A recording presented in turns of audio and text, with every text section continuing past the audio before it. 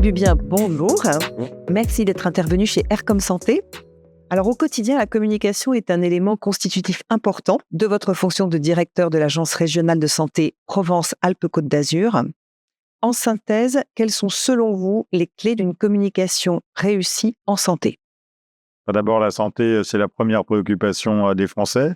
Donc la première chose, c'est de bien communiquer, de communiquer à destination de l'ensemble des Français, des citoyens, mais également des professionnels de santé, publics et privés, et des professionnels du médico-social. Donc bien communiquer vers les bons publics, communiquer sur des actes prouvés, sur tout ce qui est vrai, sur la vérité. Aujourd'hui, on a beaucoup de fake news, de fake med, beaucoup de difficultés à distinguer le vrai du faux. Moi, je crois que notre responsabilité, c'est de communiquer sur des choses scientifiques, médicales, qui sont prouvées, et d'essayer de les faire partager pour que la population soit le mieux informée possible. Quelles sont aujourd'hui vos priorités pour l'ARS que vous dirigez ? Alors, à l'Agence régionale de santé Provence-Alpes-Côte d'Azur, que je dirige depuis 9 mois maintenant, j'ai fixé 3 grandes priorités actuellement. Il y en a d'autres, évidemment, mais les plus grandes priorités, c'est 1, l'accès aux soins de tous sur tous les territoires. Ça, c'est vraiment important. La Provence-Alpes-Côte d'Azur, c'est une grande région. Il y a 6 départements. On va de Marseille à Briançon, de Nice à Avignon. Voilà, donc 1, l'accès aux soins pour tous sur tous les territoires. 2, la santé mentale. C'est vraiment aujourd'hui un sujet qui est prégnant. C'est d'ailleurs pas pour rien que c'est la grande cause nationale décidée par le gouvernement actuel.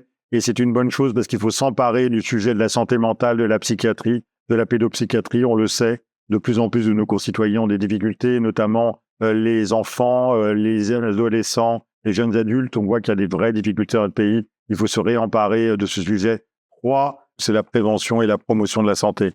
C'est vrai que c'est le sujet majeur aujourd'hui. La prévention et la promotion de la santé ne sont pas assez présentes en France dans notre système de santé et médico-social parce que notre culture fait qu'on a toujours été beaucoup plus dans le curatif que dans le préventif. Aujourd'hui, on le sait et les gouvernements successifs essayent de lancer ce sujet. On a besoin de renforcer nos actions en la matière. D'abord parce que, 1, le dépistage précoce, il permet d'éviter des maladies à terme. 2, la vaccination n'est pas assez forte dans notre pays. On voit qu'on a des taux de vaccination qui sont trop faibles dans ma région Provence-Alpes-Côte d'Azur, mais également en France, sur la grippe, sur HPV. On voit qu'on n'a pas un taux de vaccination qui est assez fort. Donc il faut qu'on s'empare de ce sujet de la prévention et de la promotion de la santé. Et pour finir, en clin d'œil à notre association Aircom Santé, quel serait le mot important pour vous commençant par R ? Ce serait R comme ?